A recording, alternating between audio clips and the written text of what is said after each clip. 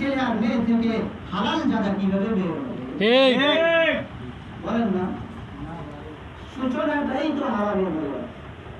সূচনাটাই কি হারাম 100 জনকে খাওয়াইছেন, হারাম খাওয়াইছেন। 80 জনকে খাওয়াইছেন, হারাম খাওয়াইছেন।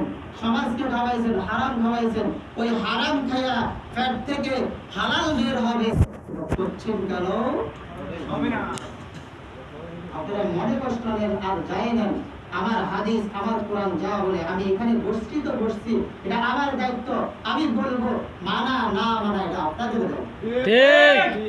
ঠিক গত শুক্রবার বলে দিয়েছি, বলার দায়িত্ব আমার, মানবেন কি মানবেন না দায়িত্ব আপনাদের কেন? আল্লাহ আমাকে একদিন জিজ্ঞেস করবে, ওই মিয়া তুই তো অমুক মসজিদের পরীর সর্দার সমাজের মসজিদের খতিব ছিলে, বড় বড় এক্সেল ব্যক্তি, কখনো তো চাকরি যাওয়ার ভয়ে এই কথা বললি না, হারামের কথা বললি না, সুদের বিরুদ্ধে কথা বললি না, রোজা কিভাবে ভাঙবে কথা বললি না, বিপদের কথা বললি না, চাকরি যাওয়ার ভয়ে আজকে তোর চাকরি তোর ভিতরে ঢুকাইয়া দিব, লাগাইয়া দিব, ফেরেশতাদেরকে লাঠি আর উষ্টা দেওয়া শুরু করে দিবে, শিকল পরাইয়া আমাদের জাহান্নামের দিকে টেনে নিয়ে যাবে। আমি ওই জাহান্নামের আগুন সহ্য করতে রাজি না।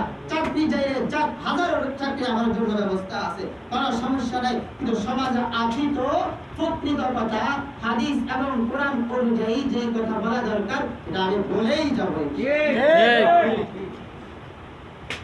এই জন্য রোজা পবিত্র হওয়ার মধ্যে একটি কারণ, যেই কারণে আমাদের রোজা হচ্ছে না, সে 1 নম্বর কারণ হচ্ছে কি?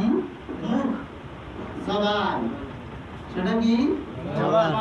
এখন এখান থেকে একটা কথা আসছে, সেটা হচ্ছে আমাদের দেশে অনেকগুলা মানুষ রয়েছে, আমি যে এখন জবানও বললাম আবার মুখও বললাম, মুখ এটা কি শব্দ? কি শব্দ? বাংলা না ইংরেজি? কি শব্দ বললাম না? বাংলা শব্দ।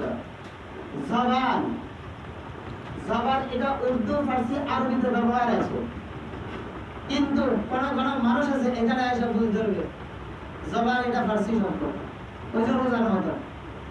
কোরআন শরীফের ভিতরে তো রোজা নাই। কোরআন শরীফের ভিতরে রোজা আছে? কথা না